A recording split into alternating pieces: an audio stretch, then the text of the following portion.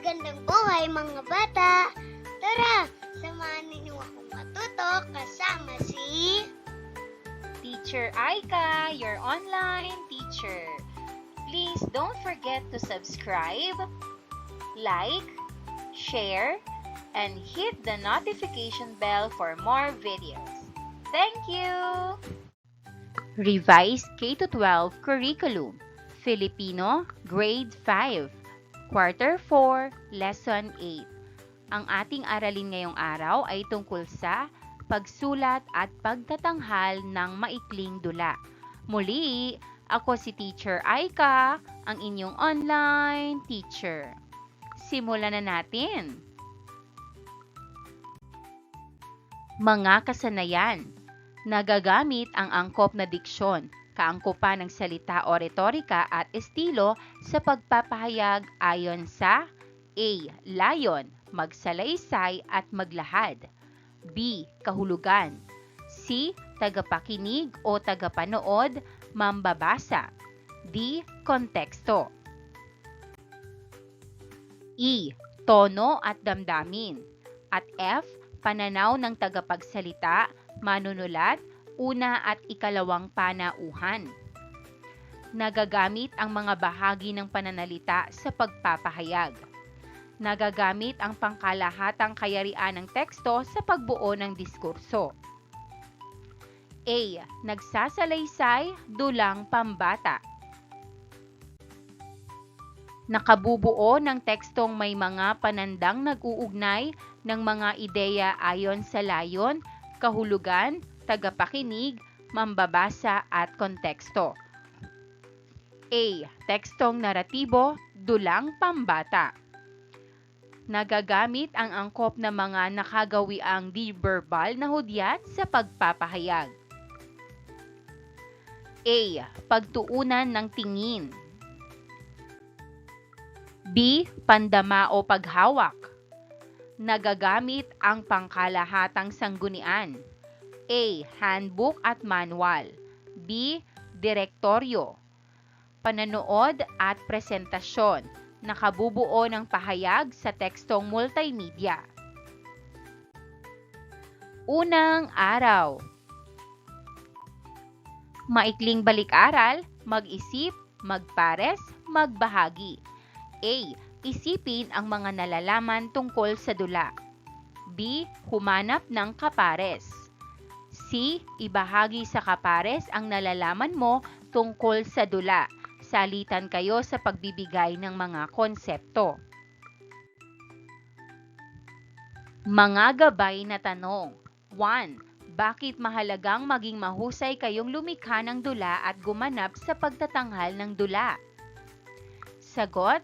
Mahalagang maging mahusay sa paglikha at pagganap ng dula dahil natututo kaming magpahayag ng damdamin, maging malikhain at magtrabaho kasama ang iba. 2. Sa ano-anong pagkakataon kailangan ang mga kasanayang ito? Sagot. Kailangan ang mga kasanayang ito sa mga pagtatanghal sa paaralan, pag-uulat sa klase at sa pakikipag-usap sa ibang tao. Paghawa ng bokabularyo sa nilalaman ng aralin. Kahon ng kayamanan. Panuto, buksan ng kahon at kumuha ng isang kayamanan. Upang maangkin ito, ibigay muna ang kahulugan ng salitang nakasulat sa kayamanan. Ito ay terminong ginagamit sa dula.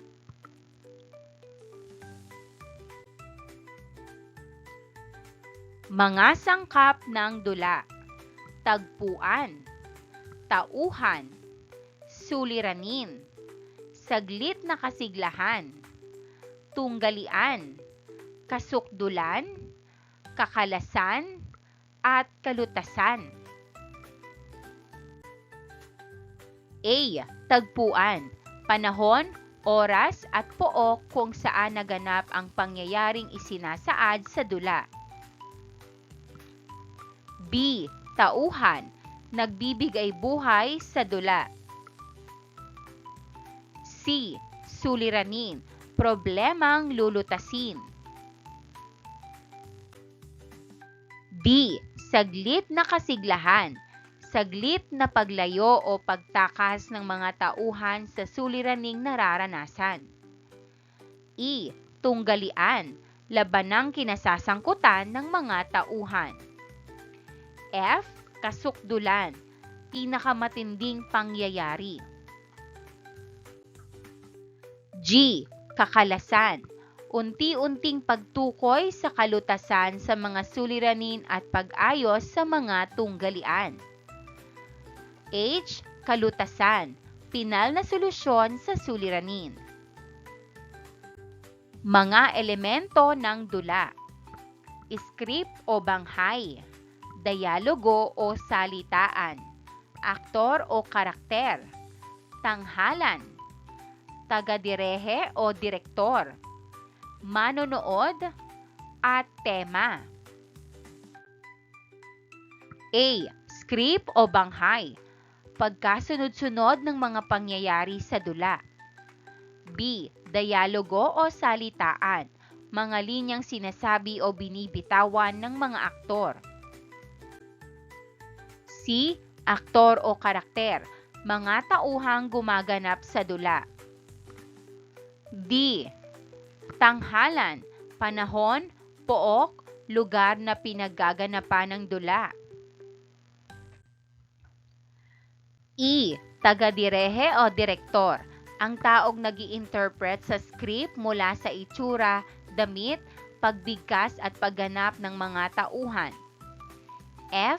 Manonood, ang saksi sa pagtatanghal. G. Tema, ang pinapaksa ng dula. Kaugnay na paksa bilang isa, pagsasapinal sa kopya ng maikling dula.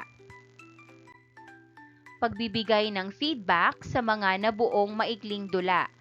Natutunan na ninyo ang mga sangkap ng dula sa ikatlong quarter, Aralin 4, at ang mga elemento ng dula sa ikaapat na quarter, Aralin 4. Nakapagsimula na kayong magplano at magsulat ng kanilang dula. Ibig sabihin, nagawa na nila ang mga sumusunod na hakbang sa pagsulat ng maikling dula. 1. Pagkuha ng ideya tungkol sa tema at pagtalakay sa posibleng banghay. 2. Pagpaplano at pagsulat ng burador.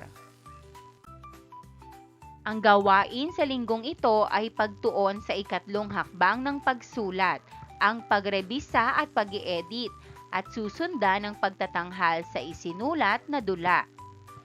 Ito ay pagpapatuloy sa nagawa ninyong dula sa mga nagdaang aralin. Maling format sa paglalarawan sa kilos ng tauhan. Orihinal, mula sa kwentong pinagbasehan ng istorya. Mahabaging langit, muling sumigaw si Lola nang nakita niya ang pagkarami-raming bulaklak sa gitna ng aming mesa. Takot na takot si Lola Ising sa mga bulaklak na iyon. Ewan ko kung bakit. Agad-agad niya akong niyakap at kinarga. Magpapakabait ka, payo niya sa akin. Ginawang dula, mali, Lola Ising. Mahabaging langit. Muling sumigaw si Lola Ising nang nakita niya ang pagkarami-raming bulaklak sa gitna ng mesa. Tama, Lola Ising. Makikita ang pagkarami-raming bulaklak sa gitna ng mesa at sisigaw, mahabaging langit. Lola Ising. Makikita ang pagkarami-raming bulaklak sa gitna ng mesa. Sisigaw, mahabaging langit. Tagapagsalaysay. Takot na takot si Lola Ising sa mga bulaklak na iyon. Ewan ko kung bakit. Agad-agad niya akong niyakap at kinarga. Lola Ising, magpakabait ka. Pinahusay na salitaan at paglalarawan. Lola Ising, makikita ang pagkarami-raming bulaklak sa gitna ng mesa at sisigaw. Mahabaging langit, ano ba ang bulaklak na yan? Sinong nagdala ng mga iyan rito? Halatang takot na takot, yayakapin at kakargahin si Butchok. Butchok, bakit kayo natatakot, Lola? Di ba ang ganda-ganda naman ng mga bulaklak? Tagapagsalaysay, takot na takot si Lola Ising sa mga bulaklak na iyon. Ewan ko kung bakit. Lola Ising, magpapakabait ka na ha, Butchok? Butchok, magtataka sa narinig. Mabait naman po ako, Lola. Hindi komportable sa yakap ni Lola. Lola, nasasakal po ako. Maling paggamit sa tuwirang sinabi. Mali, tagapagsalaysay. Takot na takot si Lola Ising sa mga bulaklak na iyon. Ewan ko kung bakit. Tama, tagapagsalaysay. Takot na takot si Lola Ising sa mga bulaklak na iyon. Hindi alam ni Butchoy kung bakit. Ikalawang araw.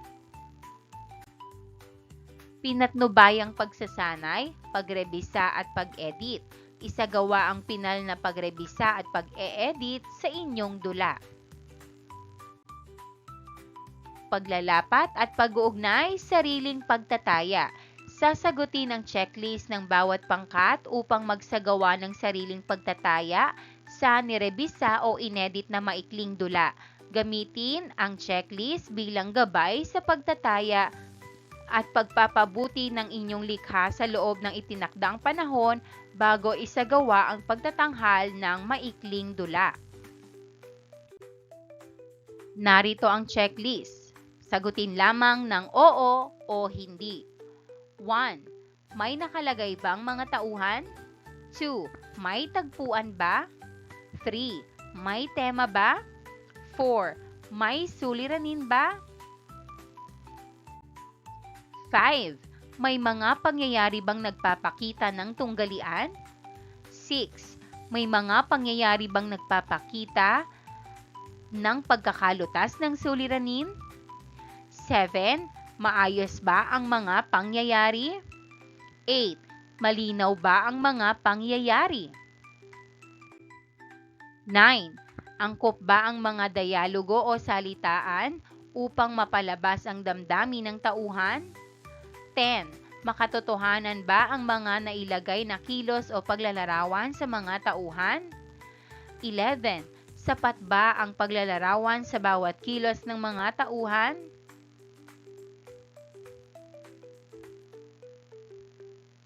12.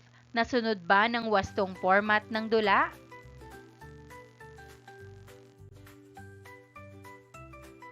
13. Nasunod ba ang mga pamantayan sa pagbabantas at kapitalisasyon? 14. Wasto ba ang gramatika ng mga pahayag? 15. Nabaybay ba ng tama ang mga salita?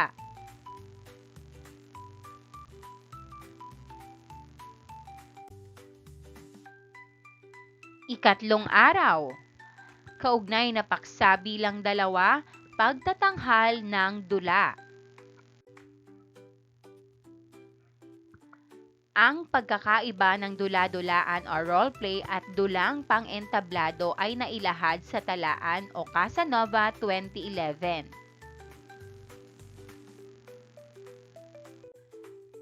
Roleplay, malikhain at likas na pag-arte. Malaya at impormal ang mga gawain. Maaaring may script o wala. Ang dialogo at galaw ay maaaring improvisation o biglaang ideya. Orihinal na pagganap ng mga bata. Ginagamit sa pagkatuto ng wika at nililinang ang kakayahan sa pagsasalita. Samantalang sa dulang pang-entablado, malikhain at pinag-aralan na pag-arte. Kontrolado at formal ang pagtatanghal. May nakahandang script. May planadong dialogo at galaw. Itinatanghal sa entablado, ginagamit sa pagpapahalaga sa panitikan, at nililinang ang kakayahan sa pag-arte. Inaasahan sa inyo sa pagsasagawa ng dula-dulaan kagaya ng sumusunod. A. Angkop na diksyon, kaangkopan ng salita o retorika at estilo. B. Angkop na mga nakagawiang di-verbal na hudyat sa pagpapahayag. Ekspresyon ng muka, kilos ng katawan. upang ang bawat isa ay mabigyan ng pagkakataong malinang ang inyong kasanayan sa pag-akto, gawin ang ganitong pagsasanay. A. Isang mag-aaral na babae. Magpapaganda sa harap ng salamin. Titignan ng muka at siya'y mababalisa. Magmamadaling magsasapatos at dadamputin ang bag at mga aklat sa lamesa. Bubuksan ang pinto, mahuhulog ang mga aklat dahil mababangga siya sa pinto. Mapapasigaw siya ng, "Ay!" B. Isang ina. Maglilinis ng kusina. Maghuhugas ng tasa, baso at kutsarita. Lalagyan ng tubig na mainit ang tasa. Kukunin ang kutsarita at magtitimpla ng kape. Mahuhulog ang kutsarita at siya'y mapapasigaw ng, "Diyos ko!" C. Isang ama. Magbibihis at maghahanda patungo sa opisina. Magsusuot ng medyas, sapatos at polo. Aayusin ang kurbata. Pupunta sa lamesa at hihigop ng timplado ng kape. Matutuluan ng kape ang polo at mapabubulalas ng, "Naku!" D. Isang binata. Maglalakad sa kalye, lilinga-linga, tatawid sa kalsada. Bigla ay makakikita siya ng isang magandang dalaga at sasabihin ang katagang, "Wow!" E. Isang dalaga. Isang mag-aaral sa kolehiyo ang sumakay sa jeep, paparahin at magbabayad sa driver. Magmamadaling bababa patungo sa silid-aralan. Mapapabangga siya sa isang kaklase.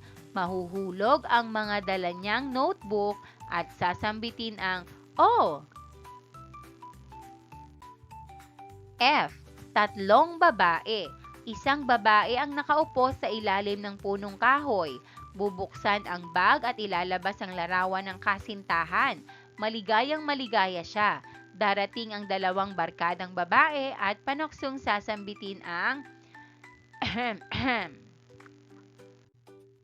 paglalapat at pag-uugnay. A. Bawat pangkat ay may pagkakataon upang pagplanuhan nila ang kanilang gagawing dula-dulaan, mga gaganap, mga dialogo at mga kilos. B. Isasagawa ninyo ang dula-dulaan sa susunod na araw. Ika-4 na araw. Pagsasagawa ng dula-dulaan. Paano maging isang mahusay na manunulat ng dula? Sagot, nagiging mahusay na manunulat ng dula sa pamamagitan ng pagiging malikhain, pag-iisip ng magandang kwento at paggawa ng malinaw na usapan ng mga tauhan. Ilarawan ang isang mahusay na pagsasagawa ng dula-dulaan. Sagot, ang mahusay na dula-dulaan ay may malinaw na kwento, maayos na pagganap ng mga tauhan at nagpapakita ng damdamin upang maunawaan at magustuhan ng mga manonood. Pagninilay sa pagkatuto. Bumuo ng isang journal tungkol sa karanasan mo sa paghahanda ng dula at sa pagtatanghal dito. Narito ang halimbawa. Sa paghahanda ng aming dula, natuto akong makipagtulungan sa aking mga kaklase. Naging masaya ngunit may kaunting kaba noong kami ay nagtanghal. Natutunan ko rin na maghalaga ang pagsasanay at pagtitiwala sa sarili upang maging maayos ang aming pagtatanghal. Pagsusulit. Pagtataya sa maikling dula. A. Isapinal ang script ng dulang binuo ng inyong pangkat. Sundin ang mga napagkasunduang pamantayan. Gawing gabay ang semantic differential scale na siyang gagamitin sa pagpupunto sa dulang isinulat ninyo. Pagtataya sa isinulat na maikling dula. Salitaan o dialogo, paglalarawan sa mga kilos, Mechanics gaya ng pagbabantas at kapitalisasyon at format, gramatika at pagbabaybay. B. Isagawa ang pagtatanghal sa dulang isinulat ng pangkat sa pamamagitan ng roleplay o dula-dulaan. Gamitin ang patnubay na semantic differential scale sa pagpupuntos sa dula-dulaan. Pagtataya sa pagganap sa dula-dulaan. Diksyon, wastong bigkas ng mga salita. Tinig, kaangkupan ng tinig sa tauhang ginagampanan. Kilos ng katawan, kaangkupan ng kilos sa linyang binibitawan. At ekspresyon ng muka, kaangkupan ng ekspresyon sa damdamin ng tauhan. Gawaing pantahanan o takdang aralin. Una hanggang 3 araw. Pagbutihin pa ang script at pagplanuhang mabuti ang parte ng bawat miyembro sa gagawing dula-dulaan. Maraming salamat sa panonood! Huwag kalimutang i-like at mag-subscribe para sa higit pang educational content. I-click ang bell icon para ma-update ka sa ating mga bagong video. Salamat!